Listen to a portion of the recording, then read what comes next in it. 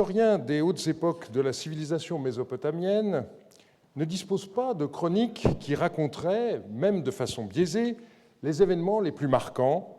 Il doit donc apprendre à questionner les écrits qui nous sont parvenus autrement que par la critique de récits déjà élaborés, comme le font les spécialistes de la Bible ou des auteurs grecs et latins. C'est d'un certain point de vue un avantage.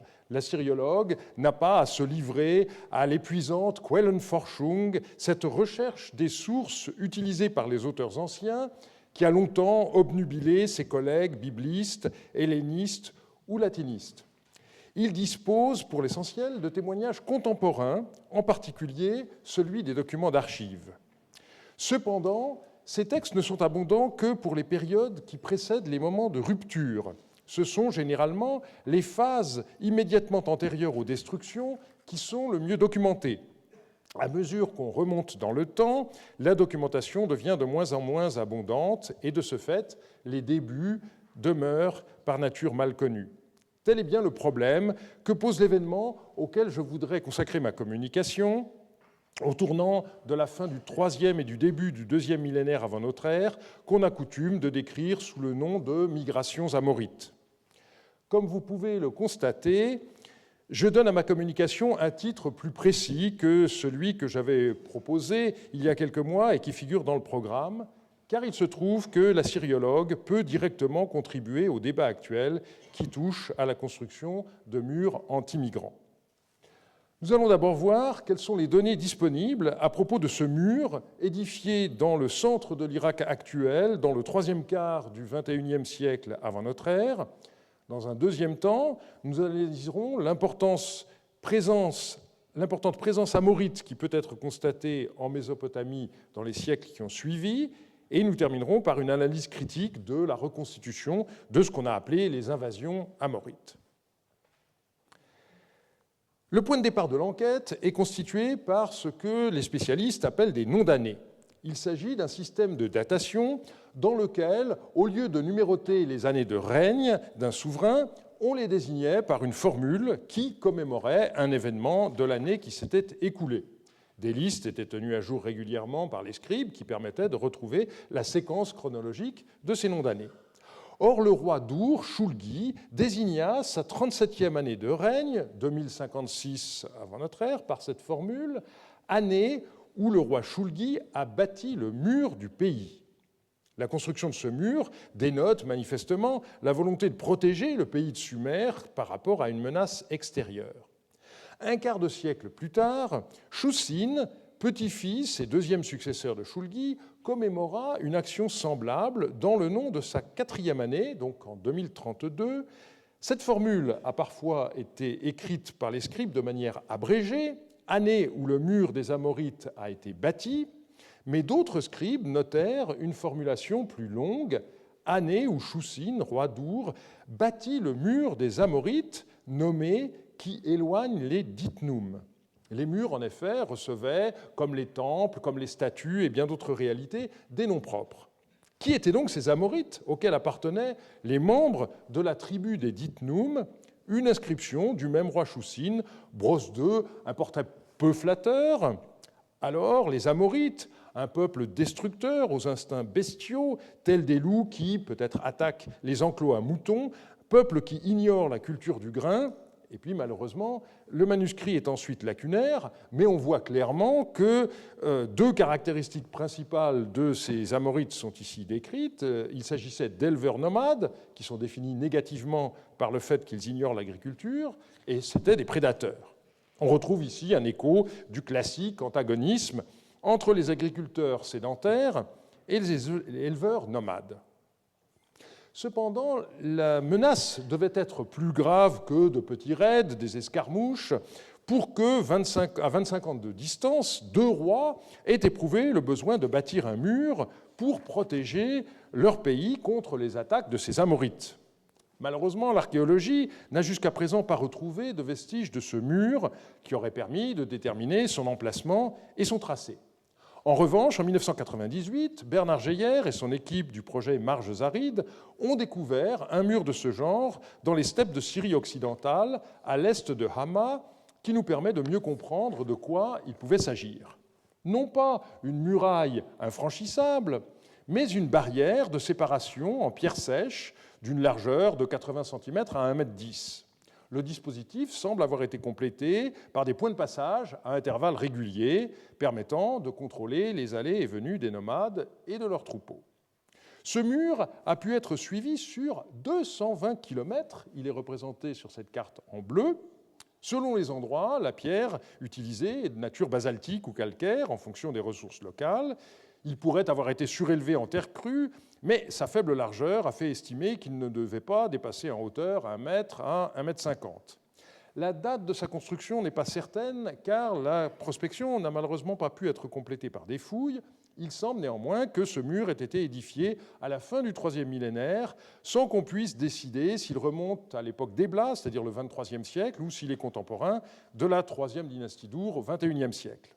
Bernard Geyer a insisté sur un point, je cite, « L'hypothèse la plus plausible est celle d'un mur délimitant le territoire d'une cité et ou d'un royaume, marquant une limite, permanente ou saisonnière, que doivent respecter les tribus nomades lors de leurs déplacements avec leurs troupeaux. » Et il a insisté, je cite à nouveau, « Il convient de rappeler le caractère non défensif et non militaire de ce mur, qui dès lors n'aurait pu avoir qu'un caractère dissuasif, probablement peu convaincant face à une armée d'invasion. » Par conséquent, le mur des Amorites bâti par les rois d'Ur devait se présenter de manière différente, puisqu'il est clairement destiné à repousser des invasions, et par le fait aussi que la pierre n'était pas disponible dans la plaine mésopotamienne. On a des détails qui sont donnés par la correspondance royale de l'époque, mais les lettres qui nous sont parvenues ne sont pas des originaux. Il s'agit de tablettes recopiées à titre d'exercice dans les écoles au XVIIIe siècle, et l'authenticité de ces documents a été très discutée. Alors, à partir de ces textes, un tracé probable du mur a été proposé, qui est ici représenté en vert sur cette carte, qui part de la vallée de la Diyala, qui passe au nord de l'actuel Bagdad et qui protège la rive droite de l'Euphrate jusqu'à la latitude de Babylone. Mais il ne s'agit que d'une hypothèse. Étant donné le caractère incertain des informations issues de la correspondance, on s'est demandé si les archives contemporaines, qui sont très abondantes, ne livraient pas des indices de la construction du mur. La réponse a été généralement négative, mais on doit ajouter que c'est le cas pour la très grande majorité des constructions des rois d'Ur. Cependant, Walter Salaberger a montré qu'aussitôt après l'édification du mur par Shulgi, et pendant une douzaine d'années, de nombreux textes comptables enregistraient ce qui est décrit comme butin amorite et qui comprend en particulier des ovins à grosse queue. Il s'agit d'une espèce adaptée à la sécheresse de la steppe, la queue servant de réserve pour la graisse et l'eau, un peu à la manière des bosses des dromadaires. La présence de ce butin pourrait être l'indice que le mur aurait permis un meilleur contrôle des nomades amorites ainsi que le prélèvement d'une partie de leurs ressources. Pour finir, on doit signaler que ces deux noms d'années sont sans parallèle dans les siècles qui ont précédé et qui ont suivi, et que leur existence même montre l'importance de l'opération. Elle semble avoir été un succès à court terme. On possède en effet la copie d'une inscription de Choussine qui rappelle la construction du mur de cette manière quand il bâtit le mur des Amorites, nommé qui éloigne les Ditnum, et fit revenir le pied des Amorites dans leur pays. Je donne ici une traduction en mot à mot, mais l'expression « le pied » peut, selon les contextes, désigner une caravane commerciale ou une expédition militaire. Le roi se vante donc d'avoir, grâce à l'édification de ce mur, fait revenir les Amorites dans leur pays. Il est bien ici question de repousser l'attaque d'envahisseurs. Ce succès ne dura pas. Sous le dernier roi d'Ur, le territoire contrôlé par Ibicine se réduisit comme une peau de chagrin.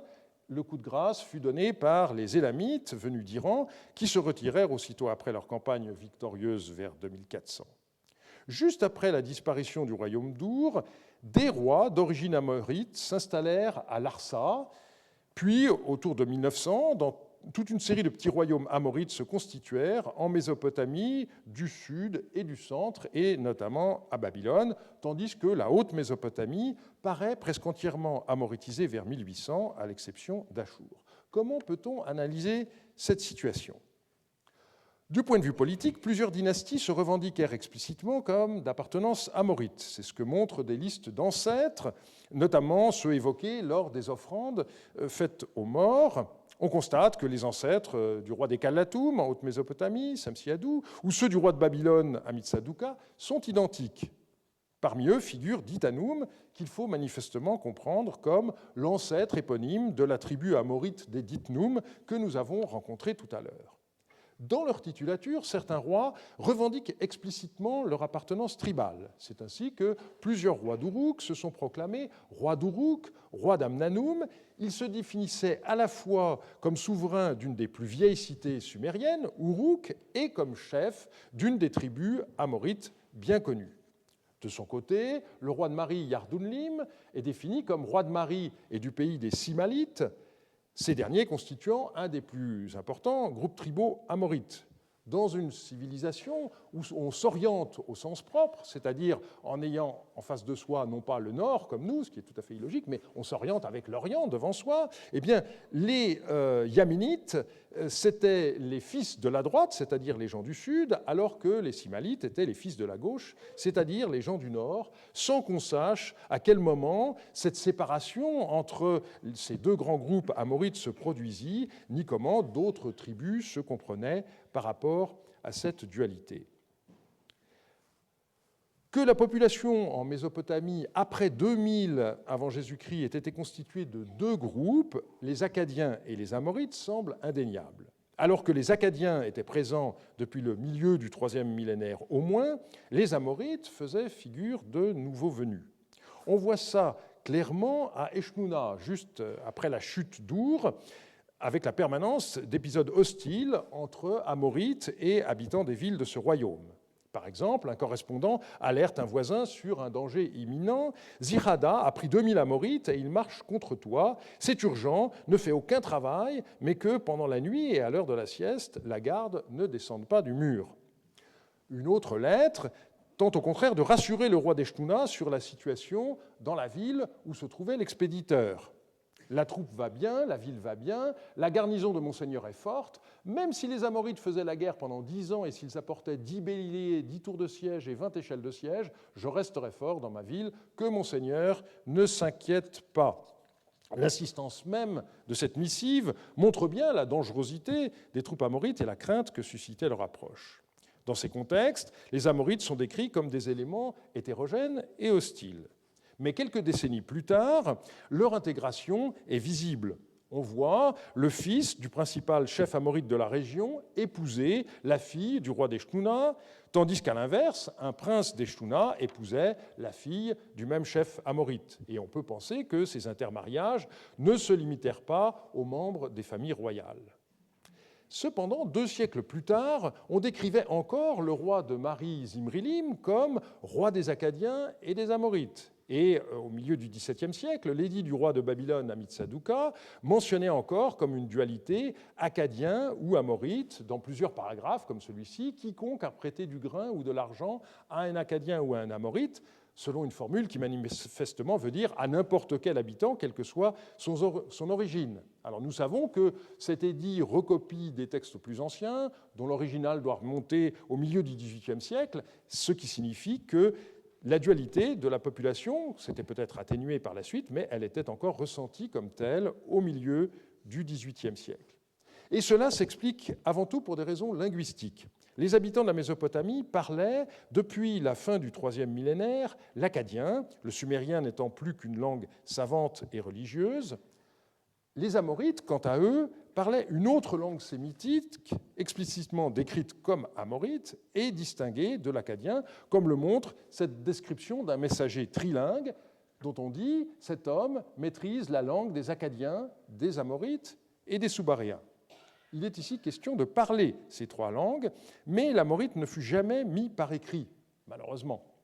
Nous ne connaissons l'amorite que par des noms propres et quelques dizaines de termes techniques.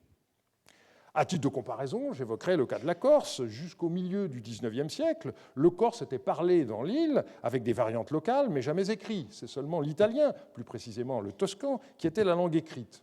bien, mutatis mutandis, il en allait de même dans la Mésopotamie du début du deuxième millénaire. La seule langue écrite était l'akkadien, qui était par ailleurs parlé par de nombreux habitants, et l'existence de bilingues parlant à la fois l'akkadien et l'amorite est attestée, même s'il nous est impossible de dire quelle était la proportion de la population qui était bilingue. Par ailleurs, il est juste de dire qu'il ne faut pas confondre genre de vie et appartenance ethno-linguistique. Il n'empêche que les exemples clairs où la maîtrise de la langue amorite est jugée indispensable par les responsables au début du XVIIIe siècle ont trait au contact avec les nomades, qu'il s'agisse de discuter avec un chef yéménite de la région des boucles de l'Euphrate ou des nomades à recenser au cœur du triangle du Habour. Donc, dans ces cas-là, les nomades ne comprennent que l'amorite et ne comprennent pas l'akkadien, d'où la nécessité de savoir parler aussi l'amorite. Est-ce qu'on peut voir la répartition spatiale de ces deux groupes, akkadien et amorite ?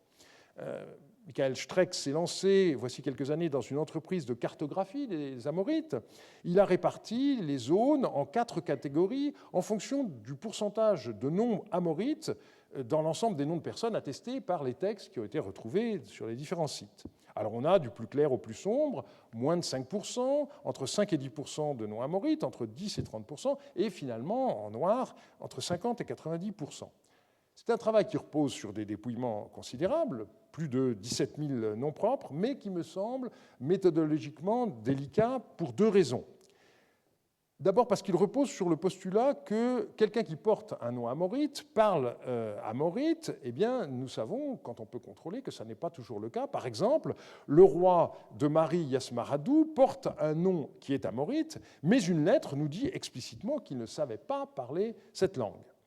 Mais surtout, cette étude ne tient pas compte de la nature des sources. S'agissant du royaume de Mari, nous disposons de recensements de nombreuses localités de la vallée du Moyen-Euphrate. Donc on a vraiment une image de la population, tandis que si l'on regarde les villes de Nippur et d'Issine, eh bien les textes appartiennent en majorité aux archives de très riches familles de prébendiers, où la tradition sumérienne était très forte, puisque c'est des gens qui étaient rattachés au temple et aux traditions religieuses anciennes. Et il n'est donc pas étonnant que la proportion de noms amorites soit plus considérable dans le premier corpus que dans le second, et il y a fort à parier que la proportion des noms amorites augmenterait si nous pouvions avoir accès aux noms des habitants des villages des environs de Nippur, comme c'est le cas de Mari. Alors, comment se passait la cohabitation entre Akkadiens et Amorites au milieu du XVIIIe siècle ? On a d'un côté des descriptions très négatives des Amorites dans la littérature sumérienne. Je me limiterai aujourd'hui à une seule citation.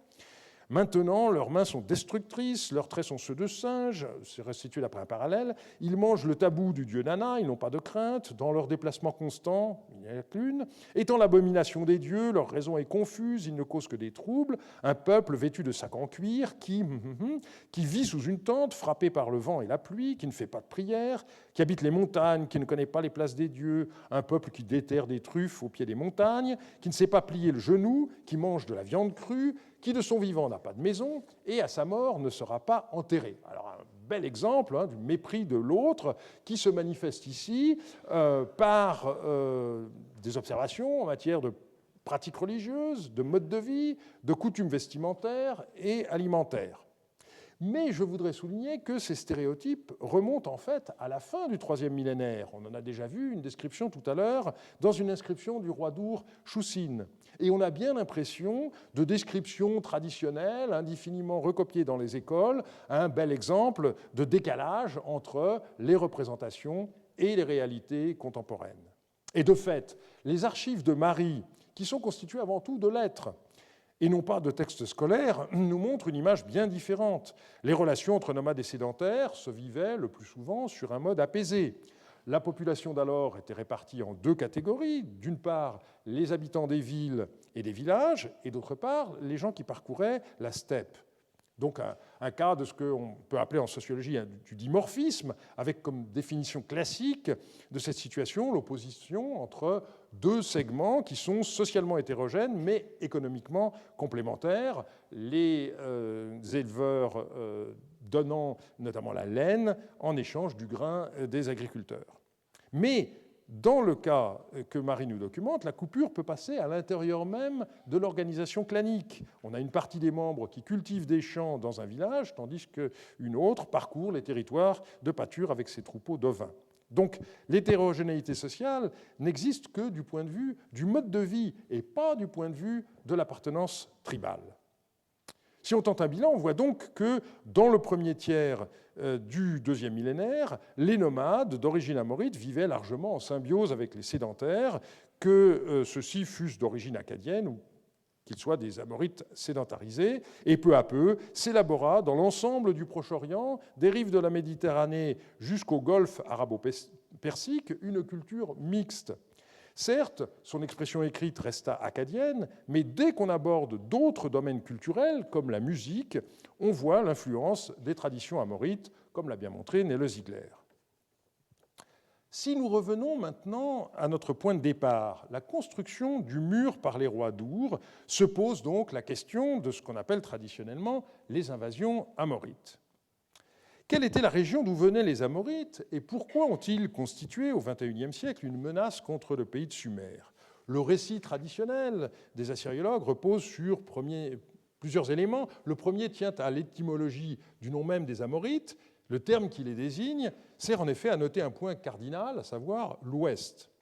Et par ailleurs, les sources du XXIVe siècle mentionnent à plusieurs reprises le Djebel Bishri, comme le lieu d'affrontement entre les rois d'Akkad et les Amorites, d'où l'idée que les Amorites seraient venus de l'ouest, descendant la vallée de l'Euphrate et se heurtant au royaume d'Our, là où les cours de l'Euphrate et du Tigre se rapprochent au niveau de l'actuel Bagdad. Pourquoi les Amorites se seraient-ils mis en route? Les facteurs évoqués traditionnellement sont multiples. On évoque bien sûr la démographie, qui aurait produit un trop-plein de population par rapport aux ressources. Les changements climatiques sont également mis à contribution, mais les recherches récentes n'ont pas permis de caractériser un épisode particulièrement sec qui aurait privé les nomades de leur pâturage traditionnel. Et enfin, à juste titre, on a mis l'accent sur l'affaiblissement interne du royaume d'Our, où la première expérience de centralisme bureaucratique a fini de manière catastrophique. Il y en a eu d'autres exemples depuis, mais celui-là est le premier que nous connaissions. Récemment, Piotr Michalowski s'est livré à une déconstruction de ce récit. À vrai dire, il n'est pas le premier. Avec la découverte des archives de Marie, notre connaissance des nomades, je l'ai dit, s'est accrue de manière considérable et dès les années 1950, Jean-Robert Cupert avait mis en garde contre une lecture simpliste des vagues migratoires en Mésopotamie.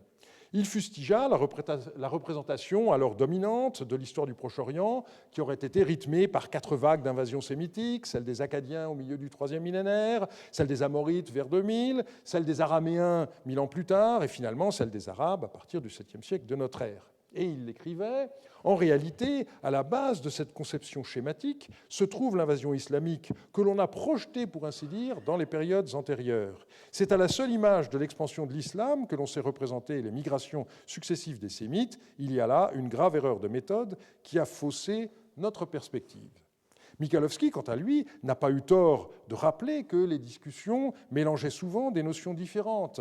L'identité ethno-linguistique, d'une part, l'organisation tribale, d'autre part, et, pour finir, le genre de vie nomade ou sédentaire. Mais une fois cette déclaration de méthode énoncée, l'analyse des données n'est pas toujours évidente. Prenons un terme central dans les archives de Marie, celui de Khana ou Hanoum. Eh bien, certains ont cru qu'il s'agissait de la région autour de la ville de Terka, au nord de Marie. Jean-Marie Durand et moi-même avions pensé, il y a une trentaine d'années, qu'il s'agissait d'une désignation ethnique, avant de conclure que le mot décrit le genre de vie des nomades, ceux qui vivent sous la tente. Et quand Michalowski fustige l'emploi du terme bédouin pour tenter de traduire le terme de Hanoum, il prend le risque de la paralysie, car à ce compte-là, traduire Charoum par roi, c'est bien dangereux, vu le risque d'association anachronique que l'emploi d'un tel mot comporte. Après tout, le roi Zimrilim de Marie avait sans doute peu de choses à voir avec notre Louis XIV, et pourtant il faut bien traduire. Michalowski a eu raison de souligner que les Amorites qui ont été en contact avec le royaume d'Our étaient pour la plupart situés dans la vallée de la Diyala, donc au nord-est et pas à l'ouest. Mais cela ne nous indique pas leur origine ultime. Son souci majeur a été de minimiser l'importance des Amorites à l'époque d'Ur III. Selon lui, il n'y eut guère d'infiltration et le rôle joué par les Amorites dans la chute du royaume d'Ur a été mineur. Alors, si on fait un parallèle avec la situation actuelle de notre pays, eh bien, il est clair que l'ampleur des discussions est sans commune mesure avec le nombre de migrants effectivement accueillis en France, et on peut se dire qu'un historien futur qui analyserait cette situation pourrait en conclure que la vague migratoire en Europe autour de 2015 est un mythe. Mais il ne faut pas oublier que notre voisin, l'Allemagne, a accueilli environ 1 million de personnes. Donc il y a quand même une certaine réalité.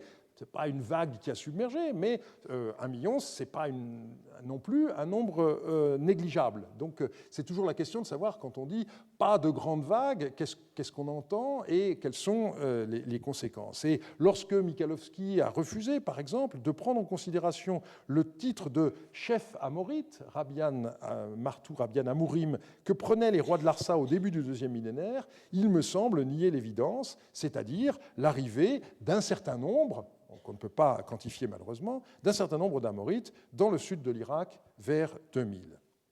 Michalowski reconnaît par ailleurs qu'il y a eu, aux alentours de 1900, la création d'un grand nombre de petits royaumes dont les souverains sont clairement d'ascendance amorite. Or, on ne voit pas, à cette époque qui est beaucoup mieux connue que l'an 2000, de grands mouvements de population à ce moment. Et donc, il semble qu'on ait affaire à la prise de pouvoir par des chefs d'origine amorite qui appartenaient à des groupes présents en Mésopotamie depuis des décennies, et que l'affaiblissement du royaume d'Issine, qui avait succédé à celui d'Ur, a conduit à s'installer dans toute une série de villes, Sippar, Babylone, Kish, Kissoura, Uruk, etc. Donc ce n'est pas immédiatement après 2000 que les Amorites ont pris le pouvoir, Larsa constituant à cet égard une exception. Et le même phénomène eut lieu à peu près au même moment dans la vallée de la Diyala, où se multiplièrent de tout petits royaumes dirigés par des dynastes amorites au détriment des Shnuna. Malgré le scepticisme à la mode, il m'a semblé qu'on pouvait bel et bien trouver la trace de migration amorite dans les noms de lieux, un phénomène que j'ai proposé de décrire comme toponymie en miroir. En effet, dans les textes du XVIIIe siècle, des mêmes noms de lieux se retrouvent à de grandes distances. Par exemple, Apoum désigne à la fois la région de Damas, en Syrie occidentale, et aussi la région autour de Shubat el-Nil, en Syrie du nord-est. Terka est une ville du Moyen-Euphrate, mais il y a une autre Terka qui se trouve dans la région de la Diyala. Et enfin, Yamoutbal est le nom d'une région au sud du Djebel Sinjar, donc à cheval sur la Syrie orientale et l'Irak, avec des localités nommées Khuratsanoum, Kaspanoum, Lakouchir, Ratsoum, Razama et Tilla. Or, il existe une autre région nommée Yamoutbal, beaucoup plus au sud, près de Larsa, et où on retrouve les mêmes sites toponymes. Ça ne peut pas être un hasard, et il y a beaucoup d'autres exemples. J'ai donc proposé de voir dans ce phénomène la trace des migrations amorites, les nouveaux arrivants, donnant aux endroits où ils s'établissaient les noms de leur localité ou région d'origine, selon une pratique bien connue. Au total, avec le mur des Amorites, édifié par les rois d'Ur, on a affaire à l'exemple le plus ancien d'édification d'un mur dans le but explicite de repousser des migrants. Et on voit que le succès à court terme de l'entreprise ne dura guère et que la Mésopotamie fut bel et bien en partie amoritisée dans les siècles qui suivirent. Contrairement aux hantises de certains lettrés sumériens, les nouveaux arrivants ne se livrèrent pas au pillage et la civilisation mésopotamienne ne disparut nullement sous leur coup. Elle fut au contraire enrichie par cet apport, comme le montre par exemple le développement sans précédent de la littérature akkadienne qui eut lieu à l'heure. Je vous remercie de votre attention.